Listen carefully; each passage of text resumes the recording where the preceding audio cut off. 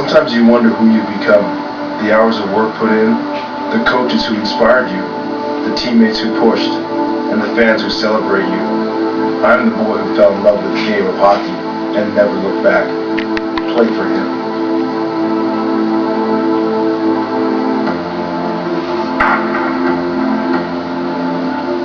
A new generation would have Canadians and Russians competing and playing side by side.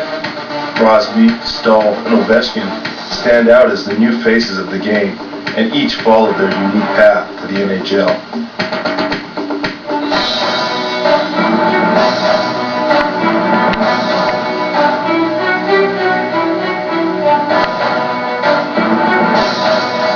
Molson Canadian Boys to the Bigs is presented to you by Walmart.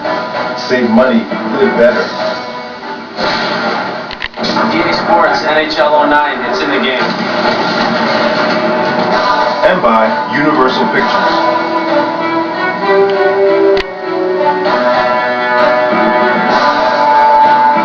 Growing up playing hockey in different parts of the world, you will experience glaring differences, which is ultimately affected by the culture you were raised in.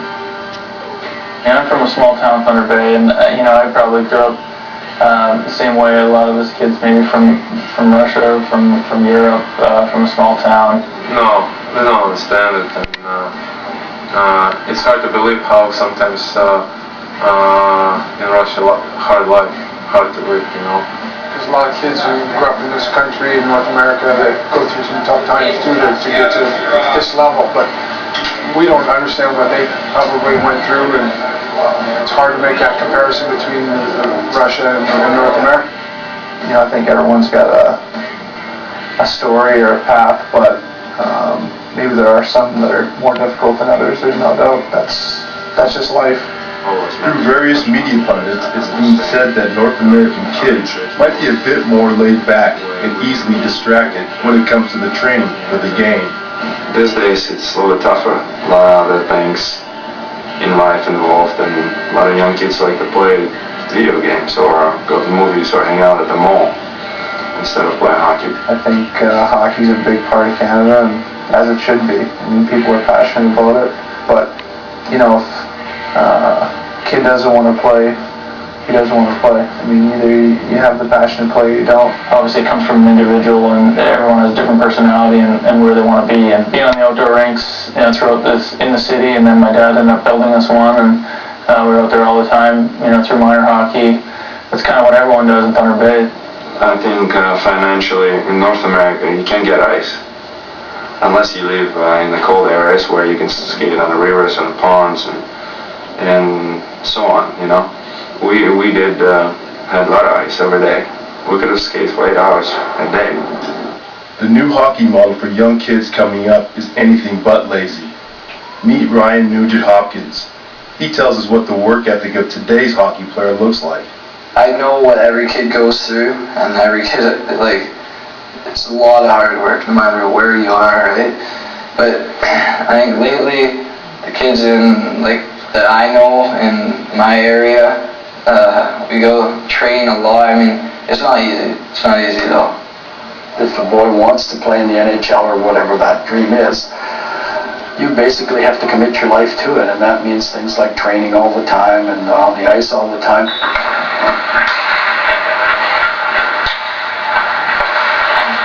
Every second day of the week, I have hockey academy at my school.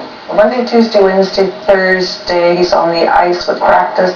And then Fridays, I get the day off. And then Saturday and Sunday, we have games. If he didn't want to do it, he wouldn't do it.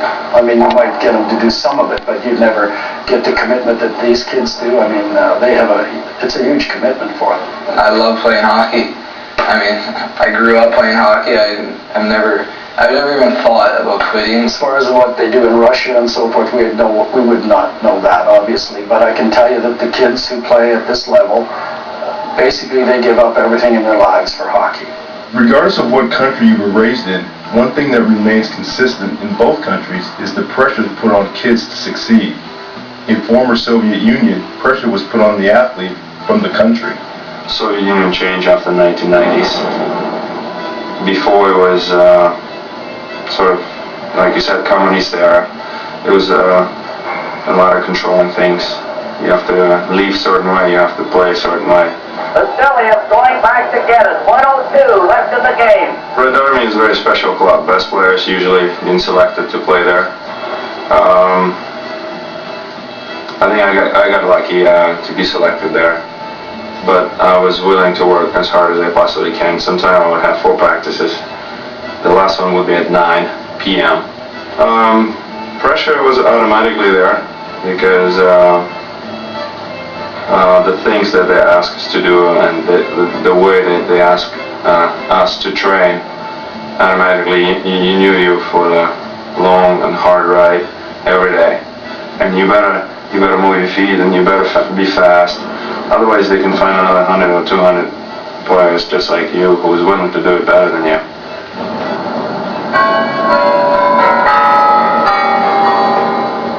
I mean, there's a lot to take from the way they train and their focus, but I'll challenge any sort of coach or system that really beats in an outcome-thinking mindset, because they're not treating them as people, they're treating them as token players and as numbers. After that, you work hard if you succeed or if you survive. Just a matter of sometimes surviving those physical activities that we've done. Then you have a chance.